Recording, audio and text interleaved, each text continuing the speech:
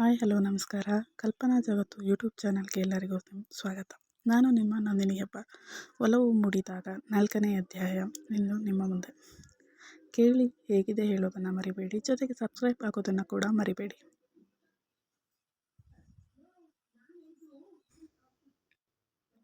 ಆಗಲೇ ಲೇಟ್ ಆಯಿತು ಅಂತ ಬಂದು ಇಲ್ಲೇನು ಮೀಟಿಂಗ್ ಮಾಡ್ತಿದ್ಯಾ ಅಂದ ಅದ್ವೈತ್ ಅಲ್ಲಿ ಬಂದವ.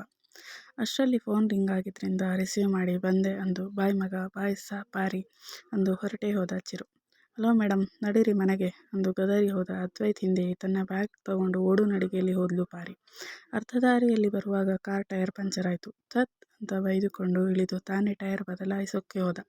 ಅದರಲ್ಲಿ ಅಷ್ಟರಲ್ಲಿ ಮಳೆ ಬಂತು. ಆದರೆ ಅದು ನಿಲ್ಲುವ ಸೂಚನೆ ಕಾಣದೇ ಇದ್ದಾಗ ಒದ್ದೆಯಾಗಿಯೇ ಟೈರ್ ಬದಲಾಯಿಸಿದ್ದ. ಮನೆಗೆ ಬಂದವ ಯಾಕೋ ತಲೆನೋವು, ಒಂದು ಸ್ಟ್ರಾಂಗ್ ಕಾಫಿ ತಗೊಂಡು ಬಾ ಅಂತ ಕೋಣೆಗೆ ಹೋದ ಅದ್ವೈತ್. 10 ನಿಮಿಷದಲ್ಲಿ ಕಾಫಿ ತಗೊಂಡು ಹೋಗಿ ಅದ್ವೈತ್ ಕೋಣೆ ತಟ್ಟಿದ್ಲು.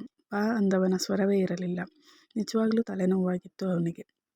ಕಾಫಿ ಕೊಟ್ಟವಳು ತಲೆಗೆ ಎಣ್ಣೆ ಹಾಕಿ ಮಸಾಜ್ ಮಾಡಲ, ಸ್ವಲ್ಪ ನೋವು ಕಡಿಮೆ ಆಗುತ್ತೆ ಅಂತ ಕೇಳಿದವಳಿಗೆ ಹ್ಞೂ ಅಂದಿದ್ದ. ಅವನ ತಲೆ ಮುಟ್ಟಿದಾಗ ಬಿಸಿ ಇರೋದು ಆಶ್ಚರ್ಯ ಆಗಿ ಹಣೆ ಕತ್ತು ಮುಟ್ಟಿ ನೋಡಿದ್ಲು. ಜ್ವರ ಇರೋದು ಗೊತ್ತಾಗಿ, ಸರ್ ಜ್ವರ ಇದೆ, ನಿಮಗೆ ಆಸ್ಪತ್ರೆಗೆ ಹೋಗೋಣ ನಡೀರಿ ಅಂದರೆ, ಬೇಡ ಡಾಕ್ಟರ್ಗೆ ಕಾಲ್ ಮಾಡು ಅಂದಿದ್ದ.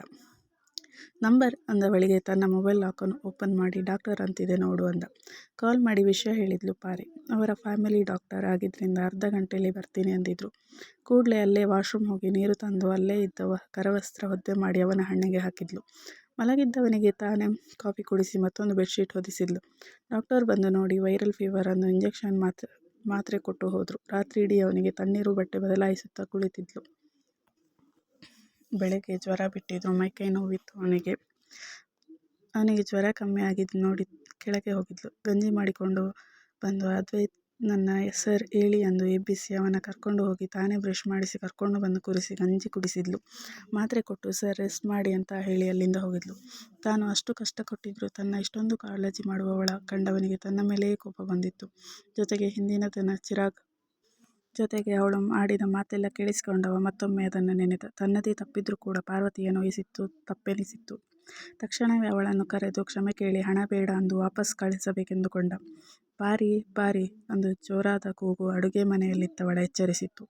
ಒಮ್ಮೆ ಗೊಂದಲ ಕೂಡ ಆಗಿತ್ತವಳಿಗೆ. ತಮ್ಮ ಪರಿಚಯದ ಇಷ್ಟು ದಿನದಲ್ಲಿ ಒಮ್ಮೆ ಕೂಡ ಹೆಸರಲ್ಲಿ ಕರೆದವನಲ್ಲ, ಅಂಥದರಲ್ಲಿ ಇಂದು ಪಾರಿ ಅಂತ ಕರೆಯೋದು ತುಸು ಅಚ್ಚರಿ. ಮತ್ತೊಮ್ಮೆ ಪಾರಿ ಎಂಬ ಕೂಗು ಕೇಳಲು ತಡ ಮಾಡದೆ ಸೀದಾ ಅವನ ಕೋಣೆಗೆ ಹೋಗಿದ್ಲು.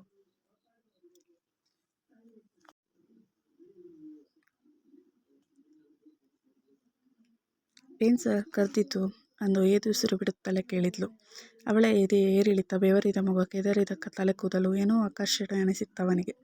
ಸರ್ ಯಾಕೆ ಕರ್ದಿದ್ದು ಮತ್ತೊಮ್ಮೆ ಕೇಳಿದ್ಲು. ಅವನ ನೋಟ ಇರುಸು ಮುರುಸು ಎನಿಸಿ, ಯಾಕೋ ಬಾಯೆಲ್ಲ ಕಹಿ ಅನ್ನಿಸ್ತಿದೆ, ಸ್ವಲ್ಪ ಸಿಹಿ ಏನಾದರೂ ಕೊಡ್ತೀಯಾ ಅಂದು ಕೇಳಿದ ದ್ವಂದ್ವಾರ್ಥದಲ್ಲಿ.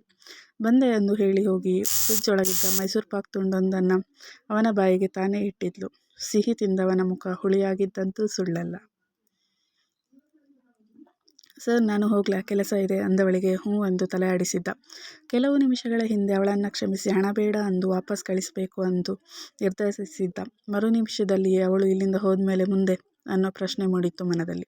ಅವಳು ಇಲ್ಲಿಂದ ಹೋದ್ರೆ ಅನ್ನೋ ಪ್ರಶ್ನೆಯೇ ಭಯಗೊಳಿಸಿತ್ತು. ಕ್ಷಣ ಕೂಡ ಅವಳನ್ನು ಅಗಲಿ ಇರೋ ಯೋಚನೆಯೇ ದುಸ್ತರ ಅನಿಸಿತ್ತು. ಕಾಡಿಯೇ ಆದರೂ ಅವಳನ್ನು ಒಲಿಸ್ಕೋಬೇಕು. ಇಷ್ಟು ದಿನ ಅವಳನ್ನು ದ್ವೇಷದಿಂದ ಕಾಡಿದೆ, ಇನ್ನೂ ಪ್ರೀತಿಯಿಂದ ಕಾಡ್ತೀನಿ ಅಂದುಕೊಂಡ ಮನದಲ್ಲಿ. ಆ ಯೋಚನೆಯೇ ಅವನ ಪುಳಕಗೊಳಿಸಿತ್ತು.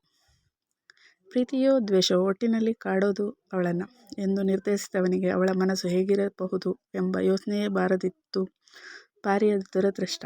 ತನ್ನ ಬಗ್ಗೆ ಮಾತ್ರ ಯೋಚಿಸಿದ ಅದ್ವೈತ್ ಪಾರಿ ತನ್ನೊಂದಿಗಿದ್ರೆ ಬಹಳ ಖುಷಿಯಾಗಿ ಇರ್ತೀನಿ ಅಂತ ಅಂದುಕೊಂಡನೇ ಹೊರತು ತನ್ನ ಆಟಿಟ್ಯೂಡ್ ಅವಳಿಗೆ ಎಷ್ಟು ಹಿಂಸೆ ಆಗಬಹುದು, ತನ್ನ ತಾನು ಕೊಂಚ ಬದಲಾಯಿಸಿಕೋಬೇಕು ಅನ್ನೋದು ಅವನ ತಲೆಯಲ್ಲಿ ಬರಲೇ ಇಲ್ಲ.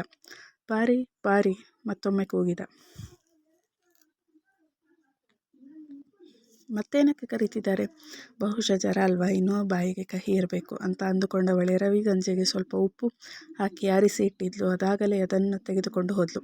ಕೈಲಿ ಏನೋ ತಂದಿದ್ದು ನೋಡಿದವ ಏನು ಅಂತ ಕೇಳಿದ. ನಿಮಗೆ ಬಾಯಿ ಕಹಿ ಅಂದ್ರಲ್ವಾ, ಇದು ಕುಡೀರಿ ಸ್ವಲ್ಪ ಅಂತೇಳಿ ಕೊಟ್ಲು. ಅದನ್ನ ನೋಡಿದವ ಏನಿದು ಒಂಥರ ಇದೆ, ಬೇಡ ನನಗೆ ಅಂದು ಹಿಂದೆ ಕೊಟ್ಟ ಲೋಟ. ಸರ್ ಇದು ತುಂಬ ಒಳ್ಳೆಯದು, ಸುಸ್ತು ಕಮ್ಮಿ ಆಗುತ್ತೆ, ಕುಡೀರಿ ಅಂದವಳೆ ತಾನೇ ಲೋಟ ಅವನ ಬಾಯಿ ಹತ್ತಿರಕ್ಕೆ ತಗೊಂಡು ಹೋದ್ಲು. ಅವಳ ಮುಖವನ್ನೇ ನೋಡುತ್ತಾ ಅವಳು ಕುಡಿಸಿದಷ್ಟು ಕುಡಿದ. ಸರ್ ಈಗ ಇನ್ನೂ ಸುಸ್ತಿದೆಯಾ ಅಂತ ಕೇಳಿದ್ಲು ಅಪ್ಯಾಯತೆಯಲ್ಲಿ.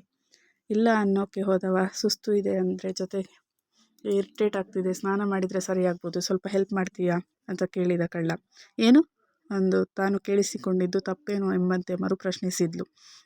ಸ್ನಾನ ಮಾಡೋಕ್ಕೆ ಹೆಲ್ಪ್ ಮಾಡ್ತೀಯಾ ಅಂತ ಕೇಳಿದ್ದು ಅಂದ ರೇಗುವಂತೆ. ನಿಧಾನವಾಗಿ ಹೇಳಿದರೆ ಒಪ್ಪದೆ ಹೋದರೆ ಎಂಬ ಅಂಜಿಕೆ ಮನದಲ್ಲಿ. ಸರ್, ಏನು ಹೇಳ್ತಿದ್ದೀರಾ? ನಾನು ಹೆಲ್ಪ್ ಮಾಡೋದಾ ಅಂದು ಕೇಳಿದಳು. ನೀನೇ, ಯಾಕೆ ಆಗಲ್ವಾ? ಮರೆತು ಹೋಯ್ತಾ? ನೀನು ನಾನು ಹೇಳಿದ ಕೆಲಸ ಮಾಡ್ತೀನಿ ಅಂದಿದ್ದು ಅಂತ ಕೇಳಿದ ಕೋಪದಲ್ಲಿ. ಮುಂದಿನ ಸಂಚಿಕೆ ಆದಷ್ಟು ಬೇಗ ಹೇಗಿದೆ ಅಂತ ಹೇಳೋದು ಮರಿಬೇಡಿ ಪ್ಲೀಸ್.